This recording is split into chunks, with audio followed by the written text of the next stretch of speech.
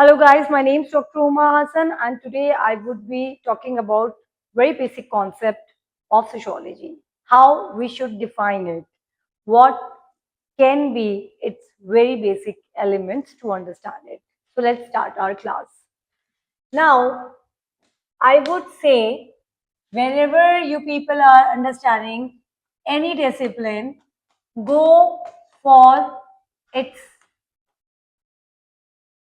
etymology and epistemology. So epistemology, it's going to tell us basically the origin of words. Okay. So in this, you are going to understand that how it is a combination of two words, Latin and Greek. Okay. So this is first fundamental understanding. Now you will see it is saying and emphasizing on companionship. Socius. Okay. So the term here is socius. Now I'll explain it a little bit more on this.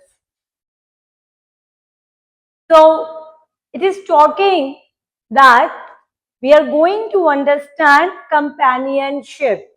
It means that unlike all other living organisms who are living in a group, when humans live, they live in a society.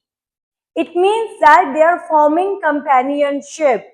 That means that to become socialized or to live, we need people around and we do have fundamental relationship with other members of society. It can also be explained in a manner that humans cannot live in isolation.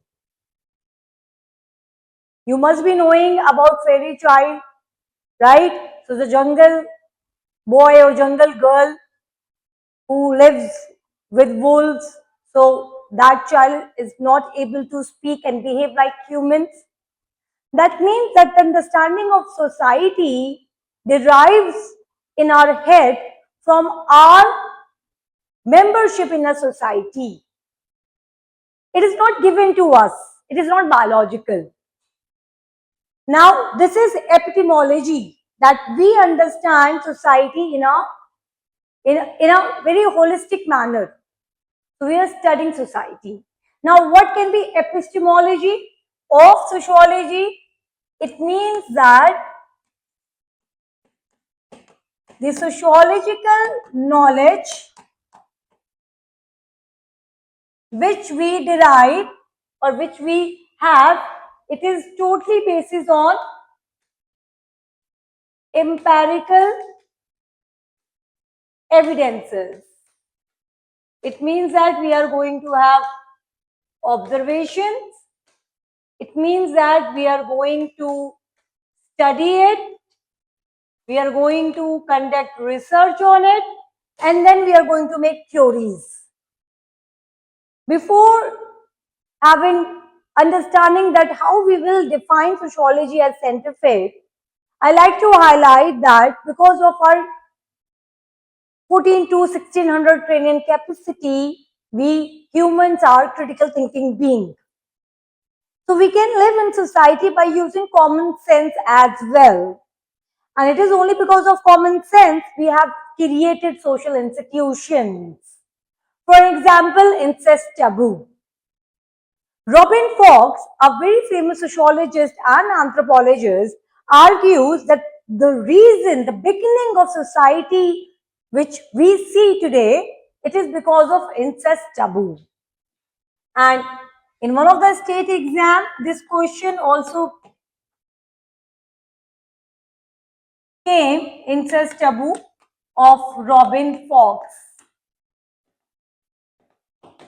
So incest taboo is a concept in which we do have strict regulations. It's like a taboo, it's a big no, that humans cannot marry within their own kin members. Like I cannot marry my father or my brothers. So how we have developed such regulations? It is out of common sense. Slowly and gradually, just because of this commonsensical understanding and humans' adaptation, we have created society, we have created culture, civilizations. Now, sociology is reading holistically how we have evolved, once we have evolved, how we have created society, what makes us different from others. To understand that, we have to refer a lot many thinkers like Edward Bernard Taylor, Robert Merritt. We need to talk about Henry Main. There are a lot of thinkers, Adolf Bastian, because this references only make our unique, that content unique, and we need to talk in a intellectual manner. One tip I like to highlight and I want to give to everyone, see, UPSC is not only evaluating merely knowledge. They need to know that how you are grabbing those knowledge and how you are inculcating into your ideas. And one of the best ways is to provide complete information. And you need to show and always you have to keep in mind that it's very tough competition. So by quoting thinkers, and that is not very common thinkers which I have just mentioned, you can explain the relevance that how these sociologists or social cultural anthropologists have studied society. Now this is what I have explained: epistemology and etymological origin of the term. Now we need to reflect on the definition that it is a science of a society. Now in this regard, I like to bring Auguste Comte.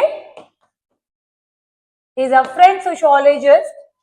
Interestingly, you would see that Auguste Comte, before coining the term sociology, he called this discipline as social physics because of his belief. He believed that society can be understood and can be studied the way we are understanding our physical environment. In this respect, sociology is very close to physics, because in physics we talk about abstract concepts and then we make calculations to prove it. For example, there is one very important concept in physics, that is butterfly effect. Now butterfly effect says that you plan lot many things, but there can be minute changes in your calculations, so it can bring major impact, major changes, causes and effects. This is what even in sociology we can apply to understand society, to understand changes. So even the minute changes can become a major reason for transformative and very huge results.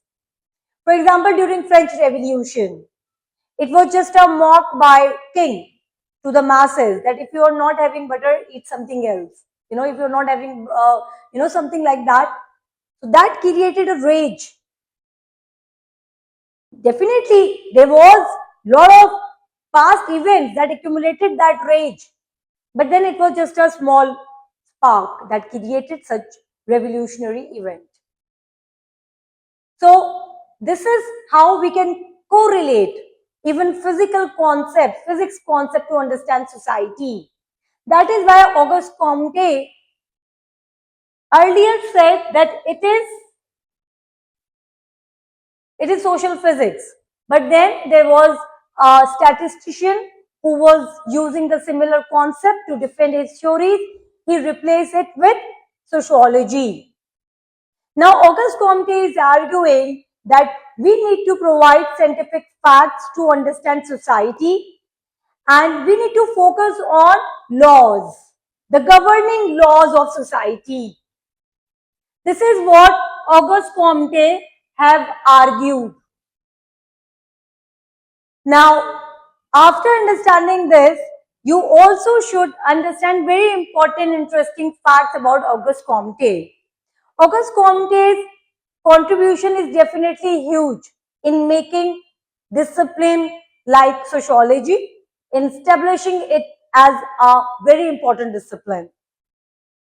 But one of the interesting facts which most of us do not know regarding Comte is that he classified all sciences, into some sort of category of philosophies. He argues in the course of philosophy that all the disciplines, all the sciences has philosophy. Mathematics has its philosophy, physics has its philosophy, statistics has its philosophy, biology has its philosophy, and then he gave hierarchy of sciences. In hierarchy, he says mathematics, astronomy, chemistry, physics, and biology and sociology, and he argues that sociology is the queen of all other sciences. This is very interesting because he is arguing that whatsoever we are observing and the disciplines, it all coming into one convergent point. That is philosophy. So when we are talking about Auguste Comte in defining sociology, we also should highlight that his positivist approach, his positivism was lacking methodology. That later filled by another French sociologist, that is Emile Durkheim. Now, Emile Durkheim has shown us that how a sociologist can do research. In this manner, I have explained the basics of sociology, how we can define sociology as a scientific discipline. I hope you got some insights on sociology. Thank you.